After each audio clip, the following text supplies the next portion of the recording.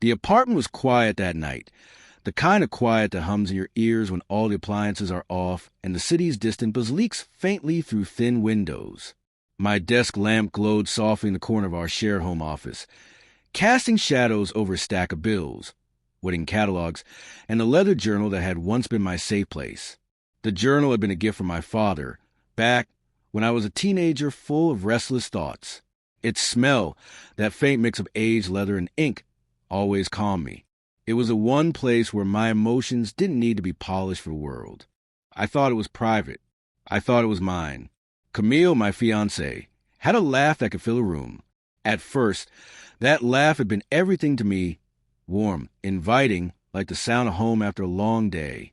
But that evening, it cut differently. Harsher, cool. I'd come out of the office to grab some water, only to hear her voice, bubbling with wine and mockery, as she sat with her friend Roxanne in the living room. You should see what he writes about his mom, Camille cackled. Her words slurred just enough to sting. Still calls her mommy in his diary. Can you believe it? He's almost 30. Roxanne laughed, though uneasily. Camille pressed on, and oh my God, there's this entry where he says he's scared of his boss. Like, grow a pair, right? The laughter echoed against the white walls of our apartment, bouncing into my chest until it settled heavy in my gut. My blood ran cold. My journal, the one I'd tucked away in a locked drawer in my desk, was being paraded as a comedy routine. I didn't walk in, didn't defend myself. I stood frozen by the kitchen counter, the refrigerator's low hum filling the silence between their giggles, and in that moment something inside me hardened. Camille had crossed a line, one I never thought she'd even approach. Privacy wasn't just about keeping secrets. It was about trust, the unspoken agreement that what belonged to me stayed mine until I chose to share it. But if she could pick through my thoughts, mock them, and serve them like cheap wine to her friends, then what else had she crossed? The weeks leading up to that night had already been strange. I'd started noticing small things. A 20 missing from my wallet here, a 40 there. My iPad logged into websites I'd never touched.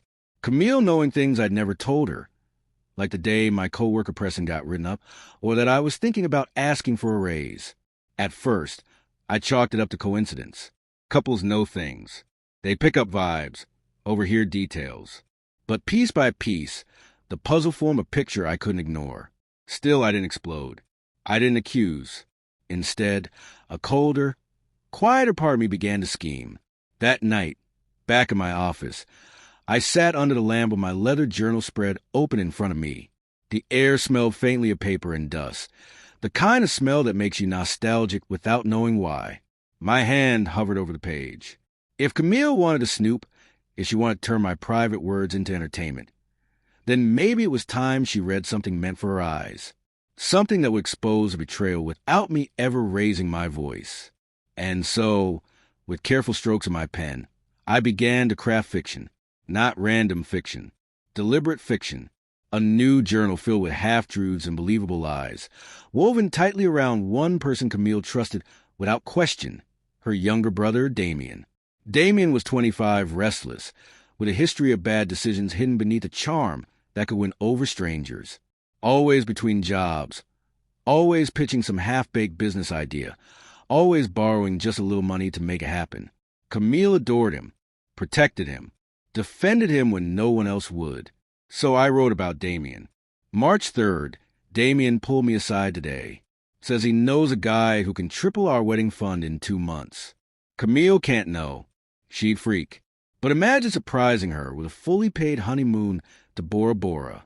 Feeling nervous but excited. March 8th. Transferred $5 to Damien. Just a test run.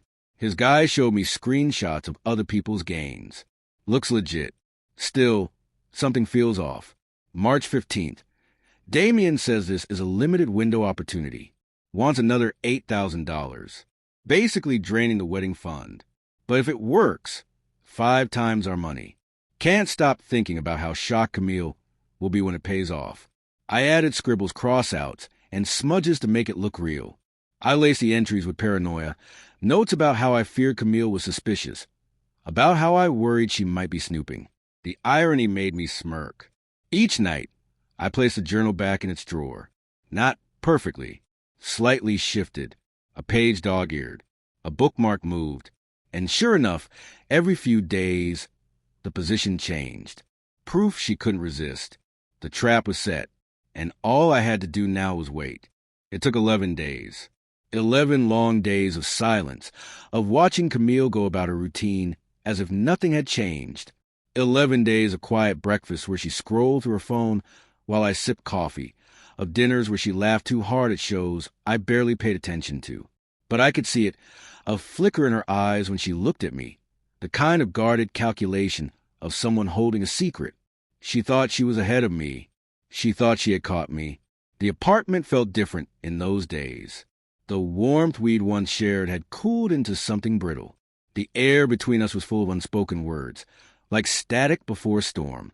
I slept lightly, half expecting confrontation, but Camille kept it in. She wanted an audience. That audience arrived on a Tuesday evening. I came home from work, the scent of printer ink and stale office coffee, still clinging to my clothes, only to find every light in the apartment burning bright. Shoes scattered near the door told me we weren't alone. The low murmur of voices grew louder as I stepped inside. My stomach tightened. The living room looked staged, like some kind of tribunal. Camille sat on the couch, mascara smeared down her cheeks, a tissue crushed in her hand. Her parents, Lorraine and Robert, perched stiffly on the armchairs, their posture screaming judgment. And standing awkwardly near the window, shifting his weight from one foot to the other, was Damien. "Sit down," Robert said, his voice heavy with restrained anger. I stayed standing. "What's going on?" Lorraine's eyes were sharp, a mother's fury mixed with disappointment. "We need to talk about what you and Damien are doing. This is unacceptable." Damien blinked, confused. "What?" Camille's head snapped toward me. "Don't play dumb. I know about the crypto investment. How you were planning to gamble away our wedding money with Damien's help." Her voice cracked, a mix of triumph and desperation. I let the silence stretch, let the tension build. Then I tilted my head. "How would you know about that?" Her lips parted, but nothing came out. I took a step closer, the sound of my shoes against the hardwood echoing. "Camille, how would you know about something I supposedly kept secret from you?" The room went still. Lorraine's gaze flicked between us, confusion dawning. Robert's jaw tightened. Damien raised his hands. "Hold on. What crypto thing?" I haven't talked to him about crypto ever. I pulled my phone from my pocket, opened the banking app with a few taps, and turned the screen for all of them to see. The numbers glowed like a verdict. $18,000. Untouched. "First of all," I said evenly, "every penny of our wedding fund is still here. Second, Damien, have I ever given you money?" Damien's eyes widened, his voice firm. "No, man. Never. I barely even see you unless Cam drags me over here." Robert turned toward Camille, his disappointment almost palpable. "Camille, what is this? How would you accuse him of something you couldn't even prove with your own eyes?" She stammered, her voice trembling. I saw it. In his journal." The words hung heavy in the room. "My private journal?" I asked softly, almost gently. "The one locked in my desk drawer? That journal?" Camille froze. Color drained from her face. Lorraine leaned forward, her voice sharp. "Camille, you went through his private things?" "It wasn't like that," Camille whispered, her hands trembling. "He was hiding things. He was being secretive. I had to know." Robert's voice thundered. "So instead of talking to your fiancé, you broke into his drawer, read his journal, and then dragged us all here based on what you thought was true?" I couldn't help myself. I let the knife twist. "Actually, it's worse than that. Camille, what you read wasn't even real. I wrote those entries on purpose, because I already knew you were going through my things." Her head snapped toward me, her eyes wild. You set me up?" "No," I said firmly. "You set yourself up. All I did was write fiction in a place you had no right to be. And you read it, over and over again. And then, without even checking with Damien, you marched to your parents and accused me of betrayal. Tell me, Camille, does that sound like love? Or does it sound like someone desperate to confirm the worst instead of trusting the truth? The silence was crushing. I could hear the faint tick of the wall clock, the distant rumble of a passing bus outside. Lorraine looked stricken. Robert shook his head slowly. Damien broke the silence with a low whistle. "Damn," he muttered, looking straight at his sister. "You didn't even ask me first? You just threw me under the bus." Camille's breath hitched. I thought... But there was nothing left to say. Her parents stood, their disappointment written across every line of their faces. Lorraine's words were final. "Camille, Marie, we are leaving." They walked out, leaving her behind. Damien lingered, his expression caught between pity and disbelief. He clapped me on the shoulder on his way out. "Bro, that was savage. She's been telling everyone you're controlling and paranoid. Guess we know who the real paranoid one is." When the door shut, Camille sat frozen on the couch, eyes hollow. I didn't say a word. Didn't need to. The silence between us said it all. But if I thought it ended there, I was wrong. Because some storms don't blow over. They come back harder.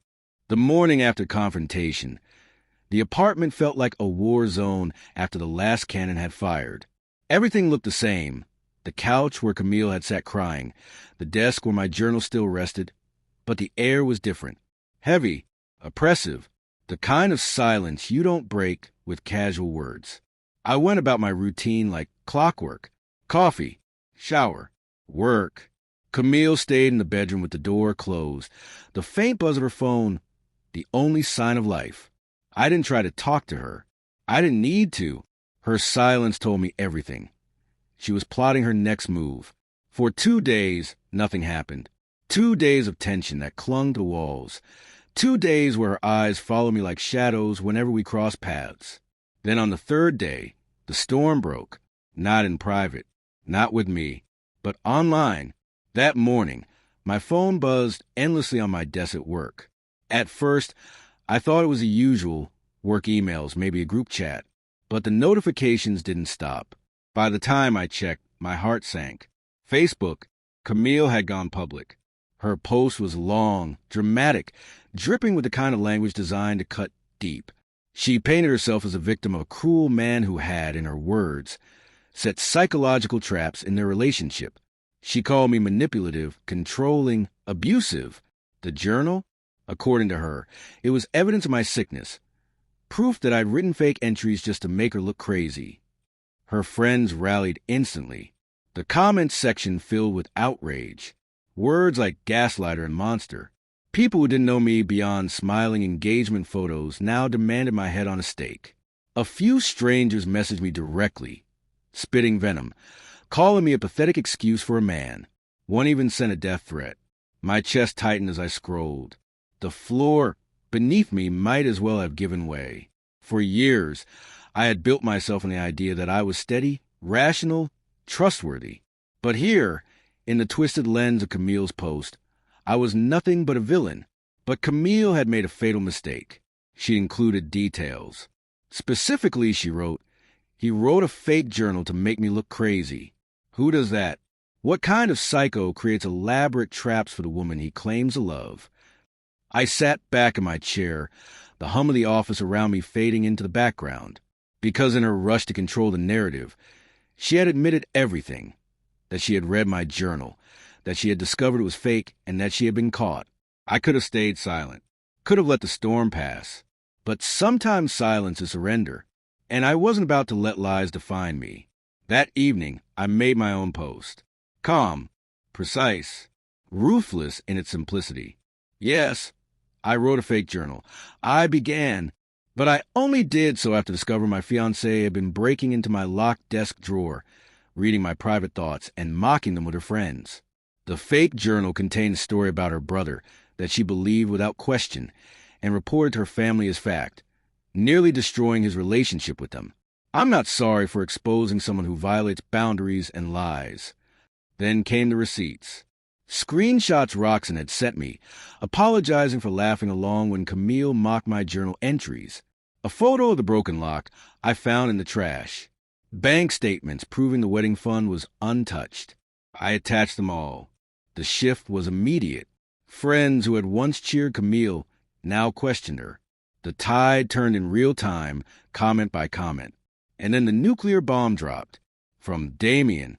My sister tried to convince our parents I was a thief based on a fake journal she had no business reading. But the truth is, she's been taking money from their wedding fund for months to cover my rent without telling him. I have the Venmo receipts. The post exploded. Screenshots of Damien's comments spread like wildfire. Suddenly, Camille wasn't the victim. She was a betrayer. When Damien called me later that night, his voice was low, full of shame. Man, I didn't know. I thought she was just being a good sister. She told me she'd gotten a bonus at work. Said it was her money to give. I didn't question it. But when I lined up the dates with the withdrawals from your account, it matched. She was bleeding the wedding fund dry and passing it off as charity. I sat there in the darkened kitchen, the hum of the refrigerator filling the silence between us. My hands shook as I scrolled through the bank app, watching the numbers again. $18,000 wasn't whole anymore. Over the last 2 months, more than $3,000 had been siphoned into Camille's personal account, then funneled straight to Damien. But the worst wasn't the theft. It was the plan behind it. Because when I checked her email later, what I found made my stomach twist. Messages to her closest friend, written with the kind of giddy arrogance that only comes from thinking you're untouchable. She described how she was going to teach me a lesson about financial control, how she would stand at the wedding in front of family and friends and reveal that she had invested part of the wedding fund without my knowledge, how she would frame it as a genius move that multiplied our savings, making her the hero who secured our honeymoon. She had been planning to gaslight me with my own money.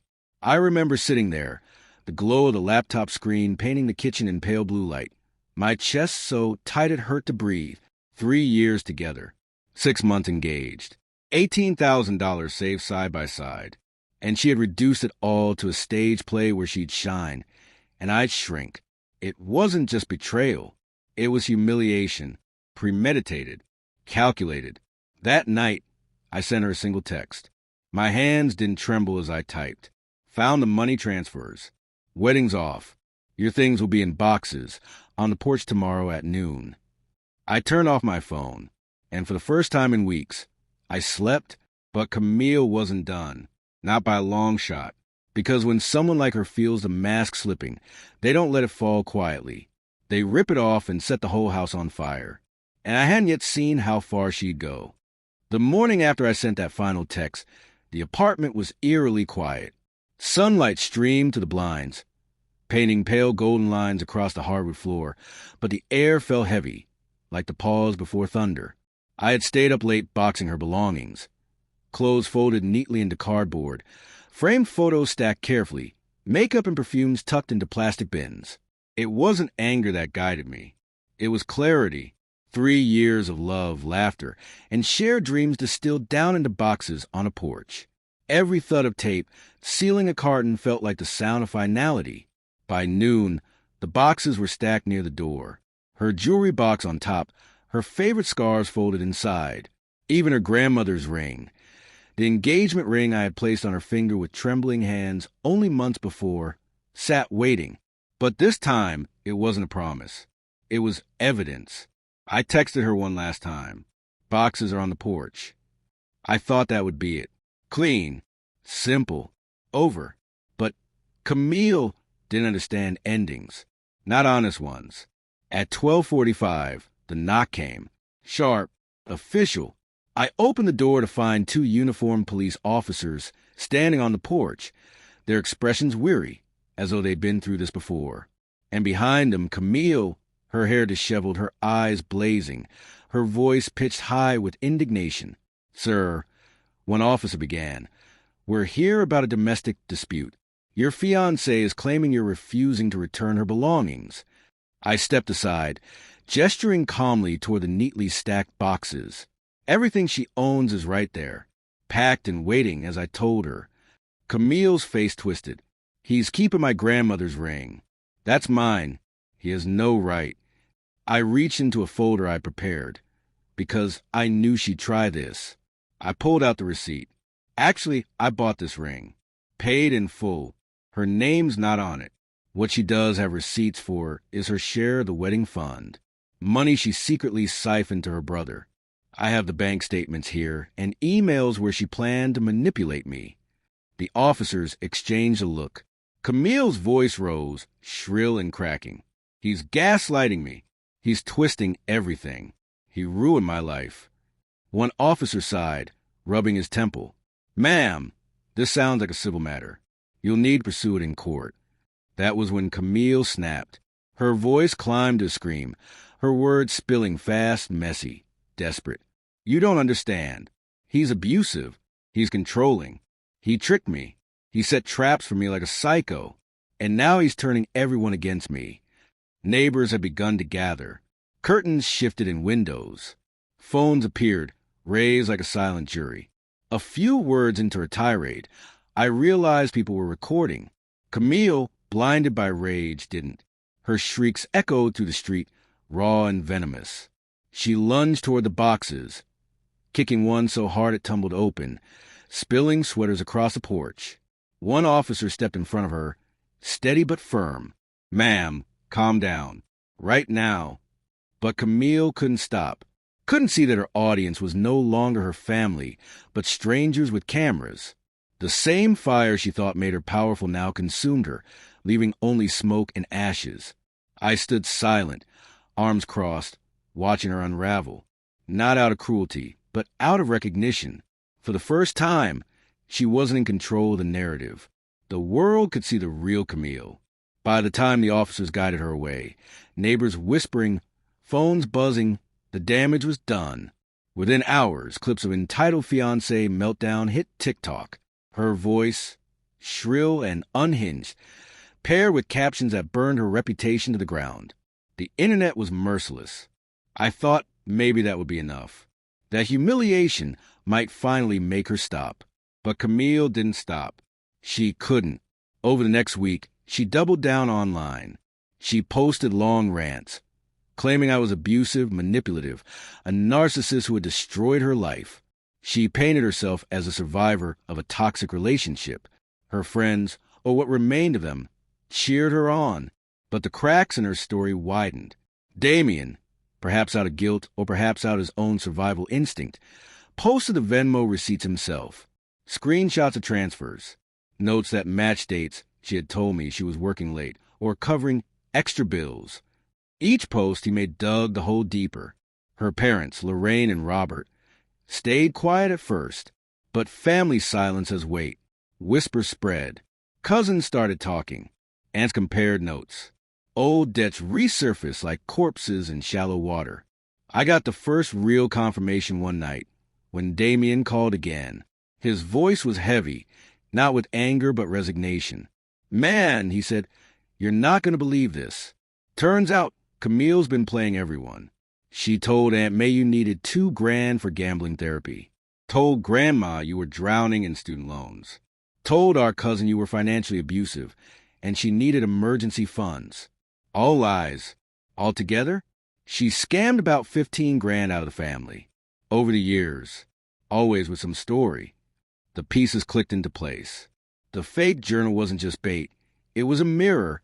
What she read had confirmed her suspicions because she wanted it to, because she had been laying her own foundations for betrayal long before. The family eventually held a meeting. Camille wasn't invited at first. They compared every story, every loan, every fabricated excuse. And when they confronted her, the mask shattered completely. She screamed. She wept. She accused me of masterminding it all, of planting lies in her mouth, of orchestrating debts from before we even met. Robert, her father, cut her down with a single sentence. Camille, he couldn't have masterminded debts you took out 3 years before you met him. She had no answer. The family pulled back. Support evaporated. Where once she had allies, now she had only silence and suspicion. And as for me, I thought I had seen the worst. But Camille wasn't finished. Because when someone has nothing left to lose, they stop playing by rules entirely. And she was about to show me just how far desperation could go. The weeks that followed Camille's public meltdown felt like living inside a storm. Not a fast, violent hurricane, but a slow, grinding tempests that stripped away everything she thought she controlled. Clips of her screaming on my porch made their way from TikTok to Instagram Reels, then to commentary channels on YouTube. People stitched her video with sarcastic captions, memes, and even parodies. Her face became a symbol online, not of glamour, but of entitlement. But humiliation alone wasn't enough for Camille. When rage becomes someone's fuel, they can't stop even as it burns them alive. That's when the lawsuit arrived. A thick manila envelope, delivered by a knock at my door. Inside, Camille's claim for emotional damages, breach of promise, and theft of her personal property, the ring. She accused me of psychological manipulation, of orchestrating her breakdown, of public defamation. The irony was bitter. She had gone viral because of her own actions. Yet in her narrative, I was the puppet master pulling invisible strings. I hired a lawyer immediately, a calm, sharp woman named Evelyn, who wore steel-rimmed glasses and spoke in a tone that could cut marble. She reviewed the papers, flipping through them with quiet focus. "Most of this is baseless," she said finally, "but she's banking on noise. She's hoping the mess itself will intimidate you into settling." Instead, we fought. Court hearings are never like movies. They are long, tedious, filled with paperwork and quiet whispers between attorneys. But drama still finds its way in. Camille arrived at the first hearing dressed like she was walking a runway. Pearl earrings, immaculate white blazer, crocodile handbag clutched tight. She painted herself as a victim, her voice trembling when she spoke abuse and financial manipulation. But then came the evidence. Bank statements, Venmo receipts, screenshots of emails where she casually discussed draining our wedding fund, testimonies from relatives she had lied to, including Damien, who walked into the courtroom one day with slumped shoulders but a clear voice. He admitted everything. The loans, the excuses, the way Camille had manipulated him as much as she tried to manipulate me. His words didn't just expose her schemes. They humanized him. For the first time, I saw Damien not as a reckless brother she used as a shield, but as another victim of her hunger for control. The judge was not impressed with Camille. Her stories shifted under questioning. Her evidence crumbled when Evelyn calmly asked for receipts Camille couldn't produce. The performance that had once won her sympathy now seemed hollow, rehearsed. In the end, the case collapsed. Camille's lawsuit was dismissed. The judge even hinted at sanctions for wasting the court's time. But the real consequences weren't legal. They were personal. By the time the case ended, Camille's life had unraveled completely. Her job gone. Someone at her company had seen the viral clips. HR doesn't like employees who attract scandal, especially ones whose names are hashtags on Twitter for all the wrong reasons. Within weeks, she was unemployed. Her friends scattered. The brunch crowd, the party group, the ones who once gushed over her perfect relationship, they stopped answering her calls. Nobody wants to be tethered to a sinking ship. Her family fractured. Her father, Robert, cut off her access to their family's emergency funds. Lorraine, her mother, tried to stand by her at first, but eventually admitted exhaustion. Relatives who had been conned into loans demanded repayment. The whispers turned into cold stares at gatherings. Camille, once the adored daughter, became the cautionary tale. And me, I had choices again. Real choices. For the first time in years, my life wasn't orbiting around her storms. I took the trip I had always dreamed of. Japan. Alone. Tokyo's neon nights washed the dust of the past off my shoulders. Kyoto's temples whispered peace I hadn't felt in so long. I wandered through bustling markets, ate ramen under paper lanterns, and stood in silence beneath cherry blossoms. Every step reminded me, healing is not forgetting. Healing is reclaiming. Back home, Damien reached out again. This time, not with panic or excuses, but with a proposal. He wanted to pay me back, slowly, responsibly. He had taken up 2 jobs, cut his spending, and was trying to straighten his life. "I don't want to be tied to Camille anymore," he told me, his voice steadier than I'd ever heard. "I want to own my mistakes. I owe you that." I accepted, not because I needed the money, but because forgiveness sometimes builds bridges stronger than debt. As for Camille, The last I heard, she tried starting over in another city. She posted half-hearted TikToks about self-love and healing after a toxic partner. But the views never matched her effort. The internet had moved on, and her name carried baggage she couldn't shake. Sometimes, late at night, I wonder if she ever reflects. If she ever realizes how far she fell, not because of me, but because of the lies she wove so tightly around herself that they became her cage. But then I let the thought go. Because the real ending of this story isn't about Camille. It's about me, learning that love without respect is just illusion, that trust must be earned and guarded, that peace is worth more than passion that burns everything around it. And so, I walked away not just free of her, but free of the weight I carried for too long. The world felt wider. My life, finally, was mine again.